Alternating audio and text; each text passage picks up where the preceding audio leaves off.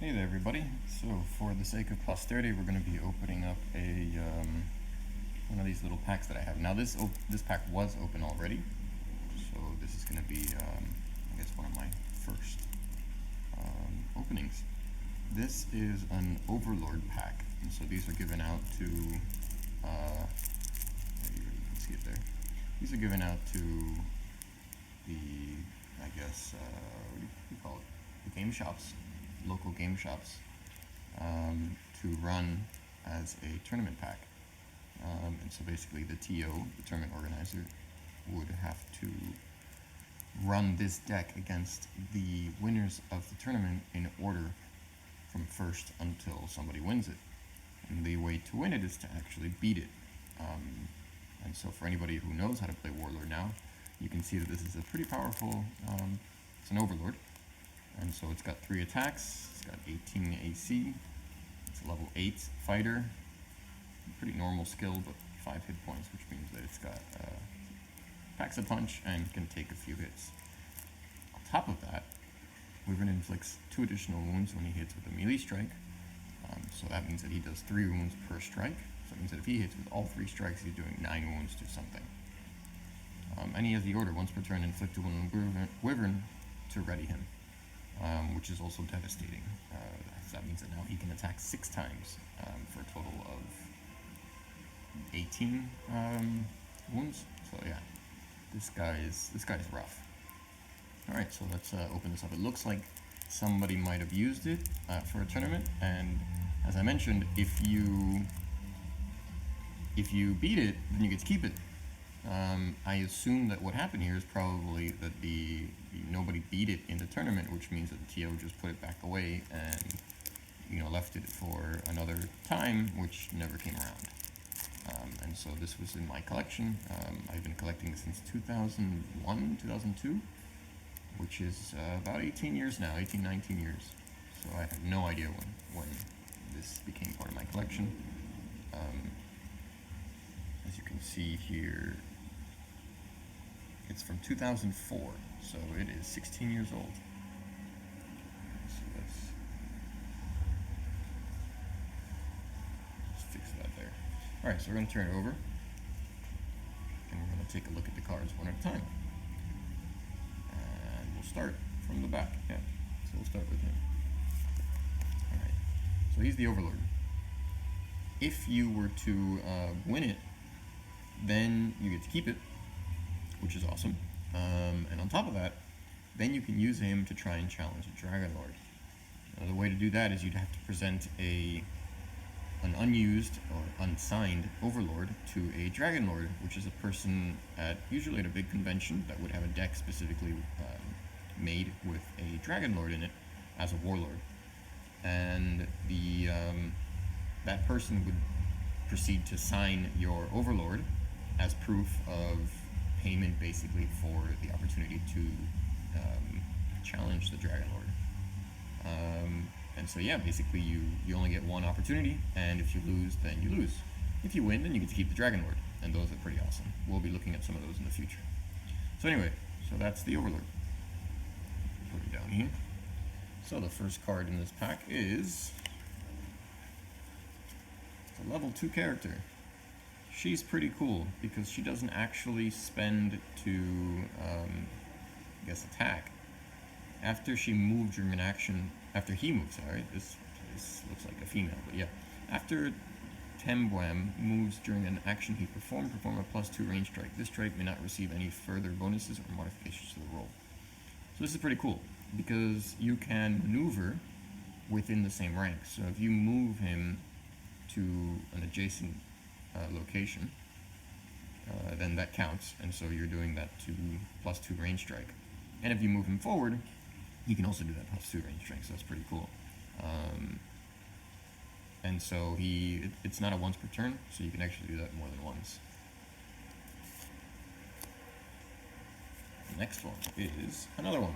So there you go. So if you have ranks, so basically, let's say that he's starting like that.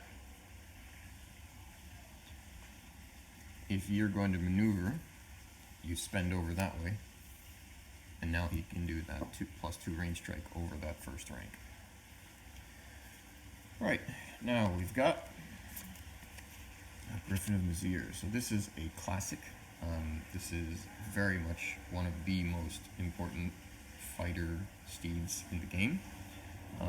Not only is it important because it allows you to move forward for free, it's a low level item, gives you some attack, but that second react is the most important part, which basically says that if, so for example, if here for whatever reason he gets killed off, this is an illegal rank. And so in order for, if he doesn't have this steed equipped, then Wyvern would have to fall forward spent, which means that he can no longer attack. If the Wyvern has this Griffin attached, like so, then he can spend the Griffin to fall forward, and since that, more than likely, whatever it was that happened that killed these two was the opponent's order, it's now your order after you fix ranks. And so now he can actually, basically he's falling forward, and now he can attack with those 3 powerful attacks, which are now 14, 8, and 5. Alright, so here we got a Ring of Vorn, which is awesome because, again, this is for movement. And so you can throw this on your Temb'w'bam, and this helps because you could spend the Ring of Vorn to move the Overlord forward, or you could spend the Ring of Vorn to move him forward, I guess. Yeah, forward or backward 1 rank. So your Ring of, let's say these are your ranks here. So this is your, well, let's pretend it's like this then, just because otherwise it'd be illegal. So if you're here, you could spend the Ring of Vorn to move forward. Griffin would catch Wyvern into the 2nd rank as a react. And then as another react, now he would do his +2 range strike. He's still ready. So now on your next order, he can either attack, or you could move him backwards. You would have to fix illegal ranks, so Wyvern would move forward. And then now he would do his +2 range strike to the opponent's 1st rank, because he moved, and that's what his react does. Alright, next card.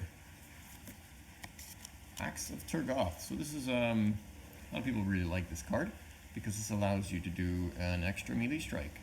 I'm not a huge fan, because it's actually a pretty high number. Since most Warlords are level 5, that means you wouldn't be able to equip it in the 1st rank, because you only get +1 from that 1st rank, which means you can equip a max of level 6 items. But a lot of people really like it. It is obviously, it packs a double whammy, because it does give you that extra attack, and it does give you a 2nd strike, which is pretty cool. So it's pretty useful. Alright, Helm of Terror. After this character is targeted by a melee strike, the opposing character must succeed with a fear save of 8 plus his character level, or it's a critical failure. So, this guy's got a 7 skill. That means that your opponent needs to make a DC 15, or the strike is a critical failure. It's not a too high check, but it is a good check. So yeah, that's useful. Curse of Heartless Lies. Spend order to promote +7 range strike. It's a tough strike, but it's a spend order, so obviously it's not that powerful. But it will probably hit. There's another one. Magic Missiles. Perform a number of consecutive +0 range strikes equal to this wizard's level. These strikes may not receive bonuses to the die roll. So, here, that's obviously two +0s if he uses it. Blink. After this wizard is targeted by another character with a melee or range strike, if the wizard succeeds with a skill check of DC 14, the wizard moves to a different rank and the strike or action is cancelled.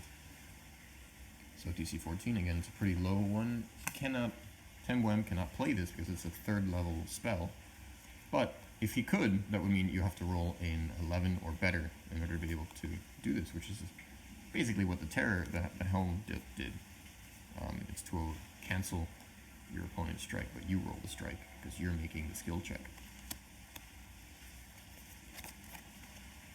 Phython. Inflict a wound on a character in your army, remove a wound from an author in your army. Obviously this is great because this is a way to heal your Wyvern. Obviously keep him alive. Pretty powerful. Uthanak's Tower. May not attack, equip items, or use action cards. Adjacent characters gain +5 AC and riposte +5. So it has a 15 defense. It only has 1 hit point, which is good, I guess, to try and kill it. But that means that then if you've got a Wyvern next to that tower, Wyvern now has 23 AC, which means that you have got to kill that tower first if you want to have any chance of inflicting wounds on that Wyvern. Not only that, if you do attack Wyvern, regardless of whether you hit or not, he now gets to do a riposte check, which was +5 and a 7. That means he's got to roll an 8 or better to see if he can strike you back, basically. Urg. Once per turn, after an adjacent character is targeted with melee strike or range strike, Urg becomes a new target instead, so he's basically the bodyguard. Classic level 1 Nothrog. Another Urg. Blood and Bone. 3 charges. Remove a charge token from Blood and Bone, perform +0 range strike. Free strikes are always good. This is an order, so that's cool. You can do all 3 of them in the same turn if you want. Rage Collar. Perform a melee strike against each opposing character in an adjacent rank. So, if you've got, let's say, we'll pretend that you got a Nightmare scenario here.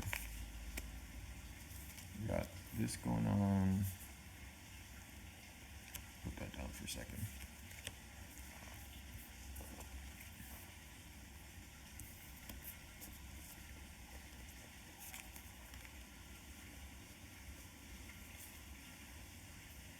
Just set this up here the way it would look beautifully. Alright, so if what time we got? Move that back, and let's just pretend you're actually fighting another Nothrog army. So pretend that these are the opposing Nothrog armies. Alright, so get that there.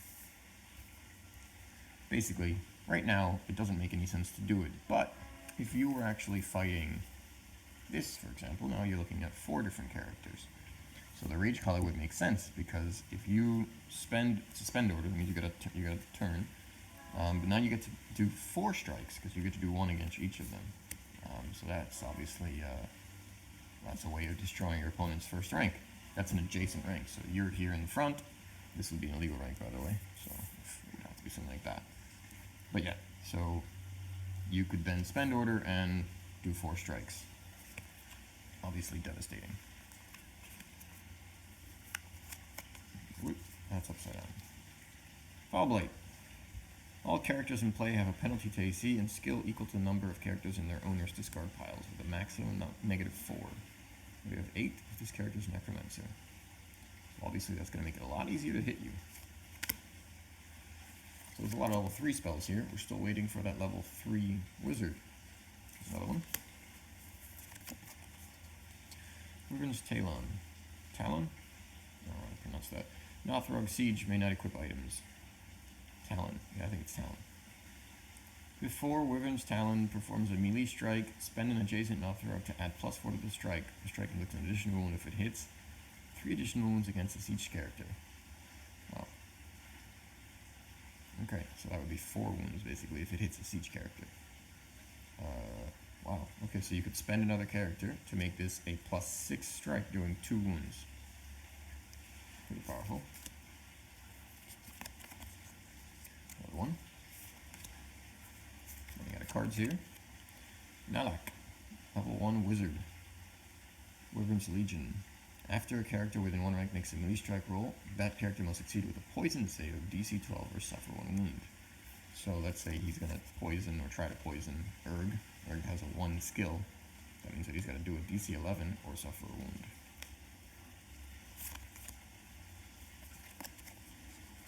Another Nalak. Oh, last 2 cards. Alright, there we go. Finally, a level 3 wizard. Spend order. An opposing character within 2 ranks must succeed with a DC 17 or suffer a wound. So again, that's it's getting harder. If he's got a 1, he's got to roll 16 or better. That's pretty high. And the last card is Padrig. I believe the rules for this challenge was that I think he started in play, and I think you actually had to kill Padrig to win. I believe. Anyway, so yeah, spend order, look at the top card of any deck. Not a particularly incredible card. I think it was just in there for story purposes. But yeah, so what do you think of this Overlord? Wyvern, let me give you one more quick look at the Wyvern. Yep, pristine, new. Well, there's a bit of a white spot there. But yeah, it's an incredibly powerful card. Please post and comment any questions. Like and subscribe if you enjoyed the video. And yeah, I hope you enjoyed the video. See you next time.